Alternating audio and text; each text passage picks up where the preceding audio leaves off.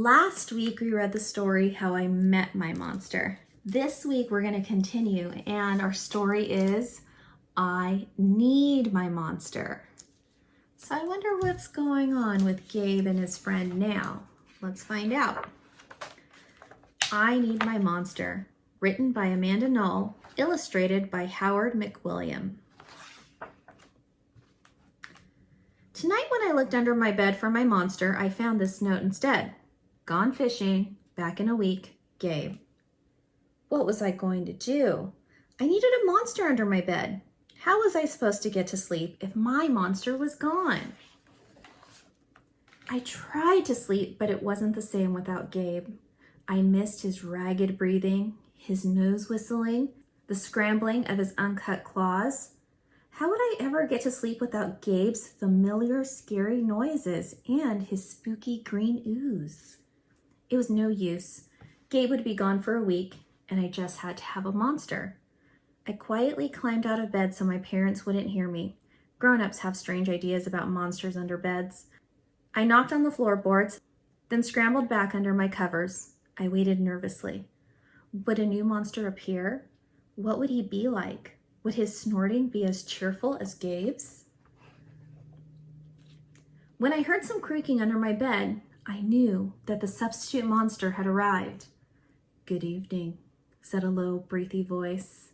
My name is Herbert, and I will be your monster for the evening. Herbert? What kind of name is that for a monster? You don't sound scary at all. Have you ever scared a kid before? Well, no, but I have read all the best books on the topic. Do you have long teeth and scratchy claws? I asked. No, but I have an overbite, and I'm a mouth breather. Listen. Herbert's panting was kind of scary, but it wasn't enough for me. Listen, Herbert, I'm sorry. I just don't think this is going to work. It's nothing personal, but I really need a monster with claws.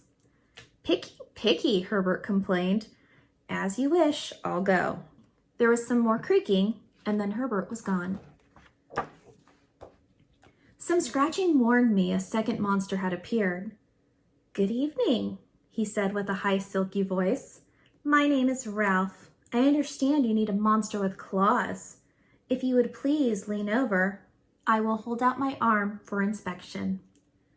I crouched on the edge of my bed, hoping to see a horrible shaggy arm with sharp, ragged nails.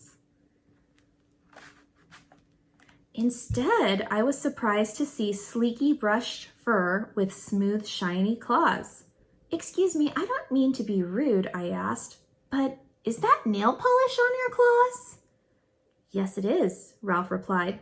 I believe professional monsters should always be well groomed. I could tell that this was not going to work either. I'm sorry to disappoint you, Ralph, but I need a monster with scary claws, like Gabe's, I thought. I heard more scratching and I knew Ralph was gone.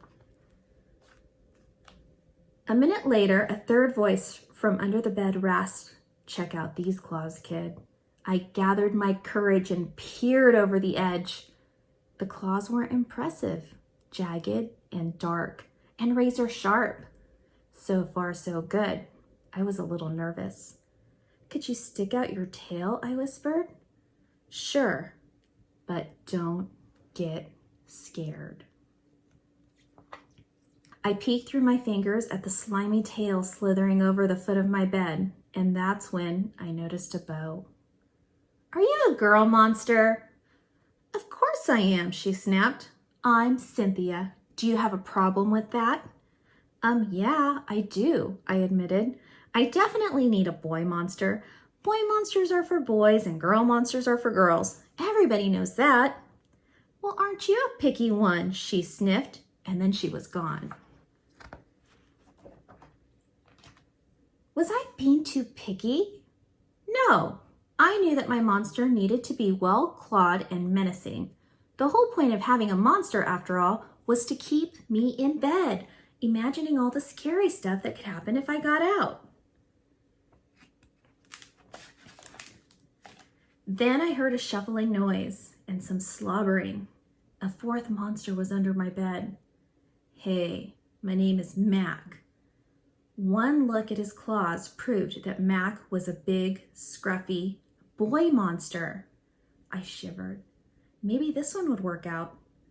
Those are excellent claws, but do you have a long tail? I leaned over to see. No, my tail isn't stumpy, Mac slurped, but I do have an unusually long tongue. Why would I be afraid of a long tongue? I asked. Oh, I don't know, he said, trying to sound terrifying. You never know when I might lick you. I fell back in bed laughing. Well, if you're not even going to try to work with me, Mac whined. I held in my giggles. I really don't think you should send me away, he warned. Kids who reject 5 monsters in one night. I did not reject 5 monsters tonight, I interrupted. My regular monster went fishing. Fishing, eh? Maybe he just left because you're so picky. Fine, I'm out of here, but I wouldn't expect another monster tonight if I were you. How was I ever going to sleep without my monster? I was surprised to hear more creaking under the bed. Loud creaking with scratching. I thought no more monsters were going to appear tonight, I said. Sorry I'm late, kid. It was Gabe. I thought I would enjoy fishing, but I didn't, he explained. Those fish scare too easily. No challenge at all. You, however, are challenging, my friend. You're almost too old to be afraid of monsters. You keep me on my toes. Ah, toes, a delicious snack. The bed quivered as Gabe's stomach rumbled with hunger. Now, if you don't mind, I'd like to start the evening with an ominous puddle of drool. I peeked over the edge of my bed. Green ooze spread soundlessly from underneath. Then the bed trembled as Gabe unfurled his spiked tail. He was daring me to guess where he might pop up. I shivered. So you had some substitute monsters tonight, Gabe said, sharpening his claws on my bedpost. Were you scared? Then Gabe started tapping. I could tell he wanted to know if I still needed him. No other monster can scare me like you, I giggled, diving under my covers and pulling them up tight. Through the blanket, I heard Gabe's soft, comforting snorts. Ha, I knew it. We were made for each other, he growled. When my blanket started to slip off the bed, I knew Gabe was ready to eat. Now, if you could please stick out your foot, he said, I'd like to nibble on your pinky. I yanked my blanket back up and scrunched my feet in so Gabe couldn't get them. No toes tonight, but you can have this, I offered, pushing my pillow off the bed. I didn't even hear it hit the floor. Gabe was back. The ooze was perfect. Everything was back to normal. I shivered again.